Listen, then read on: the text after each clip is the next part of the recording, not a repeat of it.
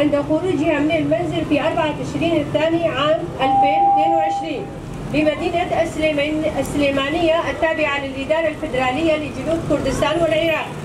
ورغم كل المطالب والمحاولات التي جرت من قبل الجهات المعنية لمدة عام، لم تتم محاكمة القاتل حتى الآن، كما لم تتم أخذ التدابير السياسية والحقوقية للحد من عمليات القتل هذه.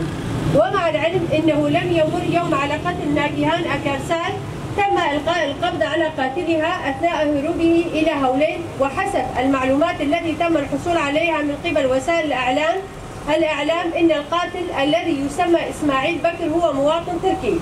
وعن هذه الحادثة تحدث السفير التركي في العراق علي رضا أن القاتل تم تكليفه بهذه المهمة من قبل الاستخبارات التركية، ولكن حتى الآن لم تتم أخذ الإجراءات الحقوقية والسياسية لمحاسبة القاتل، لا من قبل حكومة الإقليم ولا من قبل الحكومة العراقية. ناجيهان أكارسال كانت ريادية للكثير من المشاريع الأكاديمية المتعلقة بعلم المرأة، جمعت الكثير من نساء وفئات المجتمع من أجل حياة حرة كريمة ومشتركة، كما بنت شخصيتها على 3 أسس، وهي المرأة، الحياة، الحرية. 40 عاما والدولة التركية تستهدف النساء الكرديات بطرق وأساليب بعيدة عن القانون، وقتل ناجيهان أكارسال كانت حلقة ضمن هذه السلسلة أثناء حكم حزب أردوغان الذي يستهدف المرأة والقيادية الكردية بشكل غير قانوني، وخاصة قياديات حركة التحرر الكردستانية. والتقرير الخاص للأمم المتحدة لمناهضة العنف ضد المرأة والطفولة أظهر ريبته حيال هذا الموضوع مرة أخرى، حيث قالت إن الكثير من النساء المدنيات تم قتلهن على يد الحكومة التركية بحجة قيامها بحملات ضد الإرهاب. وفي نفس الوقت طالبت الدولة التركية بمعاقبة ومحاسبة هؤلاء الذين يقومون بهذه الجرائم. كما نوهت أنه من أجل محاسبة هؤلاء القتلة يجب تفعيل لجنة محايدة بمساعدة مؤسسات دولية لوضع آلية لتحقيق في هذه الجرائم ومحاسبة الجاني، ولكن هذه المطالب لم تنفذ حتى الآن. منذ عام 2022 ازداد قتل وإبادة النساء الكرديات بشكل مريب، وما زالت الهجمات عليهن مستمرة. وهذه الإبادة والاستمرار في عمليات القتل بدون محاسبة تعني عدم الاعتراف بالقوانين الحقوقية الدولية. ولهذا نرى الطائرات المسيرة والتابعة للدولة التركية تقوم بشن هجماتها في سماء وعلى أرض كردستان في أجزائها سوريا، عراق وإيران.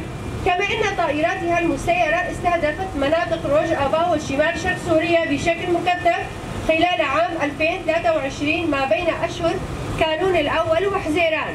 ونتيجة هذه الهجمات تم قتل 53 شخص، ومن بين هؤلاء الأشخاص تم قتل الكثير من النساء القياديات اللواتي كن يقمن بتنظيم وقيادة المجتمع. كما تم الإثبات بالدلائل القاطعة على قيام الدولة التركية بقتل قياديات حركة التحرر الكردستانية في فرنسا باريس ما بين عامي 2013-2022، وحتى الآن لم تتم محاسبة هؤلاء القتلة والمجرمين. كل هذه الأمثلة تدل على الجرائم الغير حقوقية التي تقوم بها الدولة التركية ضد الأشخاص الذين يقومون بحماية حقوق المرأة الكردية وتظهرها للعيان. ونحن على ثقة إذا تمت محاسبة هؤلاء القتلة ومن يساندهم بالقيام بهذه الإبادات سوف تكون رادعا لعدم القيام بهذه الجرائم مرة أخرى، وسوف تكون خطوة مهمة للحد من هذه الجرائم وخاصة السياسية منها. محاسبة هؤلاء المجرمين ستحد من هكذا عمليات ضد الإنسانية في المستقبل. من أجل هذا نحن ك 312 امرأة من جميع أنحاء العالم حيث وقعنا على هذه الرسالة نطالب الأمم المتحدة وجميع المؤسسات المعنية بالتدخل لوقف قتل النساء ومحاسبة القتلة والمجرمين. الأشخاص الحقوقيين والحكوميين الذين ستصلهم هذه الرسالة: السكرتير العام للأمم المتحدة السيد أنطونيو كوتوريس، سكرتير هيئة أوروبا السيد كارس ماركيل، رئيس وزراء العراق السيد محمد شيعة مجهل السوداني، منصة العدالة من أجل ناجيهان أكارسال 2/10/2023.